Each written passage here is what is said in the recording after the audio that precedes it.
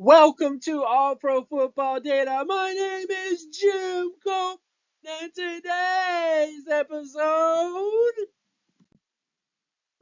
Dorlus, edge rusher out of Oregon. We're going to be looking at his profile based on his production data and other statistical factors, kind of see where he tests in the NFL draft. What are some player comparisons for him? Where should he go? Those types of things based on his production profile.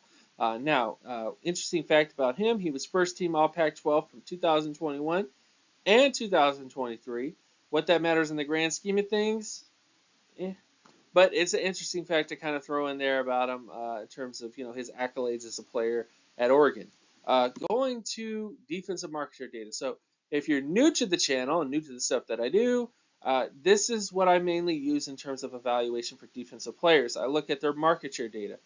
Instead of looking at like how many sacks they had, how many tackles they had, and all that other sort of stuff, I look at what their data or what their production was for the team that they had. What was the share of sacks they had? What is the share of solo tackles they had? So, for example, if a player had 4 sacks on a team that had, say, 40 sacks, and that guy had 10% sack market share, well, you take that number, you compare it to every single edge rusher performance since the 1989 NFL draft class. At least that's as far back as I've been able to go to so far, because defensive data is a lot harder to get than offensive data when you go back further into like the 80s and the 90s and the 70s. Even the 90s, it's harder to find data on defensive players.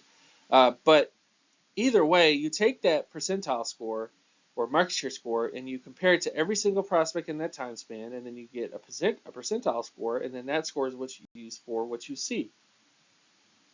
Looking at Dorlus in terms of his production profile, did not do that well. 30 percentile in terms of solo tackles, 40 percentile in terms of sacks, and 79 percentile in terms of tackle for loss. Those numbers are not that great in terms of his overall production profile.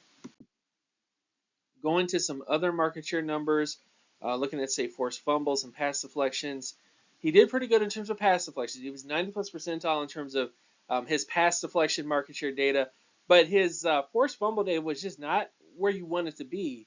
And then, of course, when you get to adjusted production scores, so this is the metric where, again, everybody complains about the data, and they go, well, that data doesn't matter because they played at a high-end school, but this is the context for their production. So adjusted production scores adjust for the level of competition that they played. It adjusts for the team that they played on, and it also adjusts for their age. So it's looking at all those things. It's looking at their production through the lens of, okay, how productive were they for their age? How productive were they for their level of competition? And how productive were they for the team that they had? How good was the team that they were on? Because if a guy starts at, say, Alabama, that's a pretty big accomplishment compared to Kent State, or Kennesaw River Valley Annex, right? There's a difference in terms of starting there versus starting at Alabama, and that's what the data kind of looks at there in terms of adjusted production score. So all you need to know is that MSA is the market share data without the pass deflections and the pass deflections and the forced fumbles, and then the pass score includes all that data to kind of give like a comprehensive score for them. So guys who don't test well in terms of forced fumbles and pass deflection don't really do that well in terms of the pass score. Now, looking at his adjusted production, his data was not that great. 67 percentile in terms of his pass score, 55 percentile in terms of his MSA score, and 44 percentile in terms of his age. He doesn't quite hit the all-pro averages, Pro Bowl averages, or starter averages across the board for him. And in terms of similarities, maybe the Pro Bowl threshold and starter threshold are kind of where he kind of hits above. So there is that potential because he wasn't so unproductive that he doesn't have a shot at all of reading those things or reaching those outcomes. But he definitely is very low.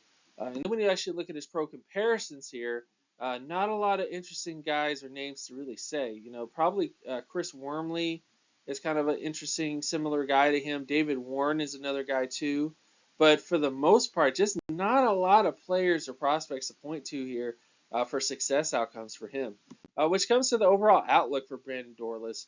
He profiles as a backup to spot starter long term. His biggest weakness comes down to his age and production overall. Most prospects with this profile become backups long term. If he tests well as an athlete, it will give you the idea in your head that he might become a long term starter. But most guys with his solo tackle production traits don't really end up being great. A lot of times, what you want is high solo tackle production with low sacks and low tackle for loss, or at the very least above average tackle for loss, with great athleticism. And those guys usually translate. You know, you look at guys like Micah Parsons. He was a guy who was definitely like that. And there was a couple other edge rushers too that were very similar to that. Cameron Wake, another guy like that. So if you want great athleticism, at least have high solo tackle data, and he doesn't. Dorlus doesn't have that. So those are kind of the concerns with him. I would just again project him more as sort of a day 3 pick based on his overall profile, regardless of how he tests. So with all this stuff out of the way, thank you guys so much for watching the channel. My name is Jim Coburn. You can also check me out on Twitter at Jimmetrics. And check out my Patreon page as well, patreon.com/jcoburn. And I will talk to you guys in the next one. Peace!